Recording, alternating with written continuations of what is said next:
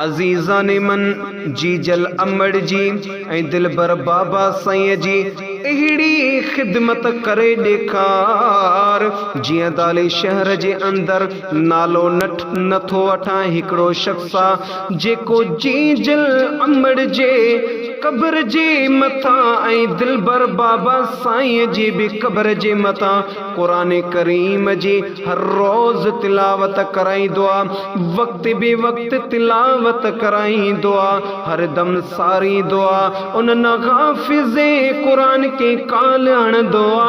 ॿुधाए त कहिड़ो सिपारो वितो पढ़ी ओ मुंहिंजा दोस्त अज़ीज़ जी जो सालिह औलाद हूंदो उन मां इहो ई फ़ाइदो हूंदो। अॼु दुनिया जो दस्तूर थी वियो आ, को बचड़न के अंग्रेजी पढ़ाए रहियो आ, को बचड़न के अलाए कहिड़ी तालीम सेखारे रहियो आ। अड़े जिनके ख़बर ई नाहे व बिल वालिदैन एहसाना जी ख़बर ई नाहे उहो सुभाणे तव्हांजे मथां दुरूद कीअं पढ़ंदो, उहो तव्हांजी क़ब्र जे मथां ज़िक्र कीअं कंदो, उहो तव्हांजी क़ब्र जे मथां क़ुरान करीम जी तिलावत कीअं कंदो, कीअं हाफ़िज़े क़ुरान वठी ईंदो। असां उहे भी शख्स ॾिठासीं जेके आया साईं बाबे साईं जो ॿारो आ, साईं अमड़ जी जल जो ॿारो आ। साईं तव्हां वञो रक्षो करे थो ॾियांव, तव्हां क़ब्र तां थी अचो, मां जेको आहे सो मानी दानी करायां। ए बेवकूफ़ इंसान, अलाए कहिड़ी ख़बर उहे हाफ़िज़े क़ुरान अलाए घुमण विया, अलाए क़ब्र जे मथां विया, का ख़बर कान्हे का। जंहिंजो साले औलाद हूंदो उन्हनि खे वॾो इहो ई फ़ाइदो हूंदो, उहो पाण वेंदो आ, उहो क़ब्र जे मथां सुबुह जो भी पाण वेंदो आ, ज़ोहर ते भी पाण वेंदो आ, असर निमाज़ खां बाद में भी पाण वेंदो आ, मग़रिब खां भी बाद में पाण वेंदो आ, इशा जी निमाज़ खां भी पाण तमन्ना रखंदो आ। वञी त नथो सघां पर उन्हनि पंहिंजे जी जल अमड़ ऐं दिलबर बाबा साईं जे लाइ दुआ त घुरी सघां थो। बाक़ी जी जल अमड़ खां अलॻि न थी गुज़ार, दिलबर बाबा साईं खां अलॻि न थी गुज़ार।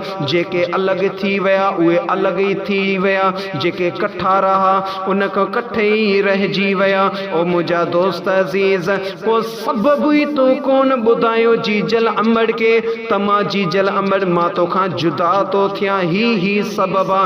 दिलबर बाबा साईं के को तो सबब ही न ॿुधायो, ओ मुंहिंजा दिलबर बाबा मां अॼु मां जुदा तो थियां, ही सबब आ।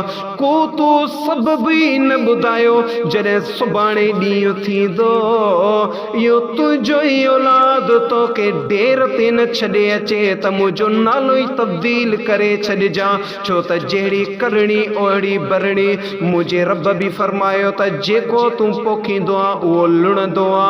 ओ मुंहिंजा दोस्त अज़ीज़, अहिड़ो त प्यार जी जल अमड़ सां करे ॾेखार, दिलबर बाबा साईं सां अहिड़ो त प्यार करे ॾेखार जो दुनिया जो इंसाननि खे भी सबक मिले, अहिड़ो त सबक मिले। हर इंसान इन इज़त कंदो, असांजी क़ब्र भी संवारजी वेंदी।